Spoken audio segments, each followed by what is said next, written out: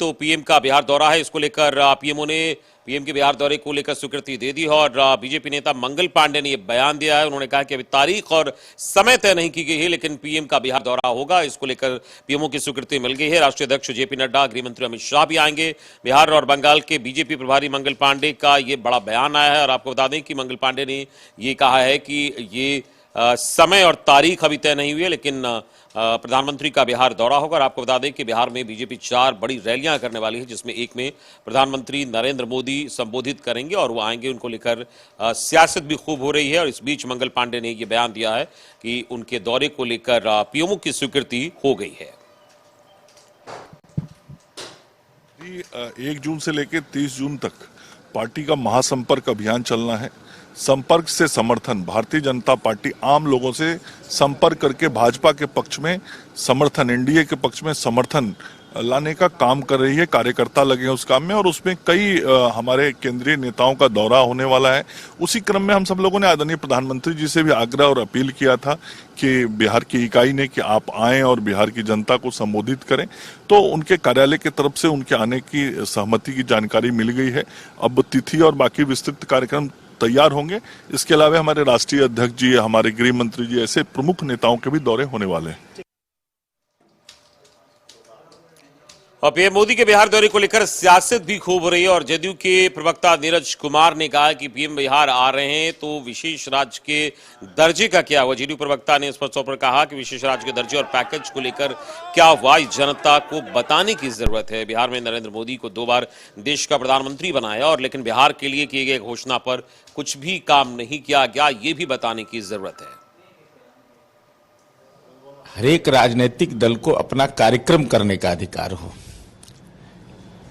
लेकिन ये कौन सा दौर है कि जनता के सवालों का तो जवाब मिलता नहीं है।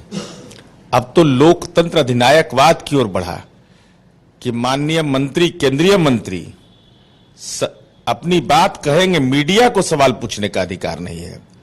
सनातन धर्म के विपरीत शानदार होटल में मीट, मछली, मुर्गा सबका व्यवस्था होगा, लेकिन मीडिया सवाल नहीं पूछ सकता है। तो जनता तो सवाल पूछेगी। भाजपा के कार्यकर्ता सवाल आपसे पूछ रहे हैं कि 2013 में जो 6 लोग मारे गए, उनके परिजन को नौकरी का वायदा था, वो क्या हुआ। वहीं उप मुख्यमंत्री तेजस्वी यादव विपक्षी दलों की बैठक के दौरान बीजेपी की 4 रैलियों प्रधानमंत्री के दौरे पर प्रतिक्रिया दी। उन्होंने कहा है कि बीजेपी जब से हम लोग साथ आए हैं तब से डर गई है और इनको डर लग गया कि 24 में क्या होगा। देश की जनता 2024 में इन्हें सत्ता से बेदखल करेगी।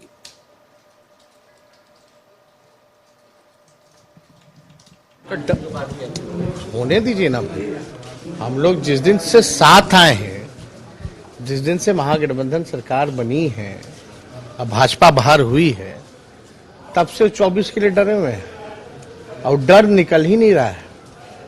अब असल में डर उनका निकलेगा कि नहीं निकलेगा, लेकिन जनता जो है देश की, उनको सत्ता से बेदखल जरूर करेगी। तो प्रधानमंत्री के दौरे को लेकर सियासत भी खूब होने लगी है और प्रधानमंत्री के दौरे की स्वीकृति की बात मंगल पांडे ने की है और कहा कि पीएमओ से स्वीकृति मिल गई है। हालांकि तारीख और समय अभी तय नहीं है, लेकिन उससे पहले सियासत गर्मा रही है। तापमान की तपिश तो बढ़ी है ये बिहार में, लेकिन साथ ही साथ राजनीतिक पारा भी चढ़ रहा है और प्रधानमंत्री के दौरे को लेकर सियासत तेज हो गई है। और इस बीच ये कहा जा रहा है, एक और जदयू की ओर से पलटवार शुरू हो गया है और जदयू के मुख्य प्रवक्ता ने जिस तरीके से बिहार के विशेष राज्य के दर्जे की जो वही चिरपरिचित पुरानी मांग है, उसको लेकर निशाना साधा है और साथ ही कहा कि बिहार की जनता को यह बताने की जरूरत है। अगर प्रधानमंत्री आ रहे हैं, डिप्टी सीएम ने कहा कि सबको आने का हक है, लेकिन बीजेपी डर गई है। और क्या इसको लेकर सियासत हो रही है, हमारे साथ हमारे संपादक अशोक मिश्र हैं, हम इनसे जानने की कोशिश करेंगे। सर, बिहार में प्रधानमंत्री का दौरा है, अब पीएमओ की स्वीकृति भी मिल गई है, मंगल पांडे ने यह कहा है, लेकिन उससे पहले सियासत खूब गर्म हो गई है और एक बार फिर से विशेष राज्य का दर्जा, पैकेज, तमाम चीजें उभर कर सामने आ रही है। कितना सियासत और बढ़ेगा आगे? बिल्कुल, देखिए, नरेंद्र मोदी के 9 साल पूरे होने पर प्रधानमंत्री के रूप में बीजेपी ने 30 मई से 30 जून तक 1 महीने का कार्यक्रम बनाया है और बूथ स्तर तक बीजेपी के नेता वहाँ जाएंगे और आम जनता को केंद्र सरकार की जो उपलब्धि है उससे अवगत कराएंगे। लेकिन इसके साथ साथ केंद्रीय जो नेता हैं वो सभी नेता यहाँ पे आएंगे और उसी के तहत प्रधानमंत्री नरेंद्र मोदी का कार्यक्रम लिया गया है बीजेपी के द्वारा। लेकिन जो सबसे बड़ी बात है कि 2024 के चुनाव में भले अभी देर हो, लेकिन बिहार में राजनीतिक सियासत काफ़ी गर्म है। आपने देखा कि 12 जून को नीतीश कुमार जो विपक्षी एकता के सूत्रधार हैं उन्होंने मीटिंग बुलाई है और कई राज्यों के मुख्यमंत्रियों ने इसकी सूचना भी दे दी है। कई राज्यों के बड़े नेताओं ने, विपक्षी नेताओं ने भी इसकी जानकारी दी है। ठीक नीतीश के इस विपक्षी एकता की मुहिम की हवा निकालने के लिए बीजेपी ने भी तैयारी शुरू कर दी है और यही वजह है कि अभी जो समय निश्चित नहीं किया गया है अमित, इसके पीछे यही कारण है कि पहले विपक्षी दल के नेताओं की जो बैठक हो जाएगी उस बैठक में यह देखा जाएगा कि आखिर विपक्षी नेताओं की बैठक में क्या हुआ। उसके बाद प्रधानमंत्री नरेंद्र मोदी जी का कार्यक्रम होगा तो और वो फिर आप समझ सकते हैं जब चुनाव नज़दीक है तो कई बड़ी घोषणाएं भी होंगी। जो अभी सरकार से मांग कर रहे हैं विपक्षी नेता, केंद्र सरकार से जो मांग कर रहे हैं, वो हो सकता है कि आगे के चुनाव में उन मांगों में से कुछ मांगों को प्रधानमंत्री घोषित भी करें। इसलिए दोनों, बिहार में तो सत्ताधारी जो दल है वही विपक्ष है और केंद्र में जो सत्ता में है वो यहाँ पे विपक्ष में है। तो सबसे बड़ी बात यह है कि यहाँ की जो राजनीति है वो राजनीति काफ़ी गर्म है और इसके पीछे मुख्य मकसद ये है कि दोनों ग्रुप यह चाहता है, एक नीतीश कुमार जिसकी अगुवाई कर रहे हैं वह चाहता है कि 2024 में किसी भी कीमत पर प्रधानमंत्री नरेंद्र मोदी को फिर से दिल्ली की गद्दी पर बैठने नहीं दिया जाए।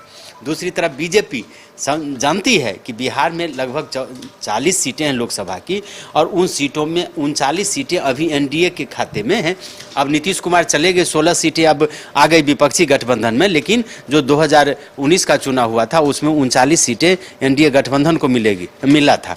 बीजेपी ये चाहती है कि वो बरकरार रहे और इसके लिए साम दाम दंड भेद जो भी अख्तियार करना पड़ेगा बीजेपी करेगी। इस डिप्टी सीएम ये कह रहे हैं कि बीजेपी हम लोग के साथ आने पर डर गई है और डरने की बात तो अलग है, लेकिन कहीं ना कहीं विपक्षी एकता की मुहिम और इसका स्वरूप को देखकर निश्चित तौर पर ऐसा नहीं लगता कि बीजेपी भी हरकत में आ गई। 4 बड़ी रैलियों का ऐलान और प्रधानमंत्री का दौरा, ये बातें तो है। बीजेपी तो इससे पहले भी कार्यक्रम करते रही है। आपने देखा होगा कि अमित शाह का कई दौरा हो चुका है। नवादा में पिछले दिनों आए, उसके पहले बक्सर में आए, फिर आराम कई जगह पे उनका कार्यक्रम हो चुका है। बीजेपी कार्यक्रम करते रहती है, लेकिन इतना जरूर कह सकते हैं कि तेजस्वी के जो बयान हैं, उनके जो दावे हैं उसको खारिज नहीं किया जा सकता।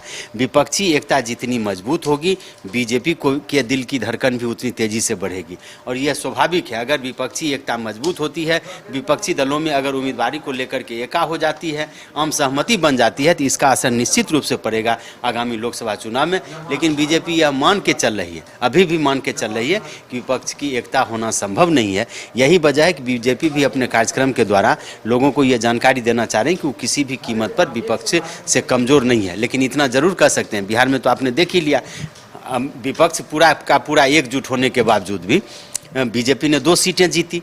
विधानसभा का जो उपचुनाव हुआ आपने देखा। तो ऐसी परिस्थिति में कह सकते हैं कि बीजेपी ये संदेश देना चाहती है कि हम किसी से कम नहीं हैं और केंद्र में उसकी सरकार है, नरेंद्र मोदी जैसे चेहरे हैं उनके साथ, अमित शाह जैसा संगठन करता है, तो इससे घबराने की जरूरत नहीं है। लेकिन इतना जरूर आप कह सकते हैं कि इसको लेकर के बिहार में सियासत गर्म हुई है और इसका असर आपको सबसे ज़्यादा 12 जून के बाद दिखेगा, जब विपक्षी दल के नेता एक मंच पर आएंगे और अपनी अगली रणनीति की घोषणा करेंगे। तब देखिएगा कि विपक्षी बीजेपी की रणनीति क्या होती है। चलिए, विपक्षी एकता को लेकर जो बातें सामने आ रही, निश्चित तौर पर जिस तरीके से हमारे संवाददाता अशोक मिश्र ने बताया क्या कुछ सियासत चल रही है और निश्चित तौर पर प्रधानमंत्री के बिहार दौरे के पहले जो सियासत है खूब गर्मा रही है और दौरे को लेकर जो विपक्षी एकता की बैठक है विपक्षी दलों की 12 जून को, उसका भी कहीं ना कहीं इंतजार किया जा रहा है कि उसके बाद क्या कुछ निकलकर सामने आता है, क्या ऐलान किया जाएगा दौरे में, ये बातें भी तय होंगी। फिलहाल ये कहा जा सकता है कि कुल मिलाकर सियासत जोरों पर है बिहार में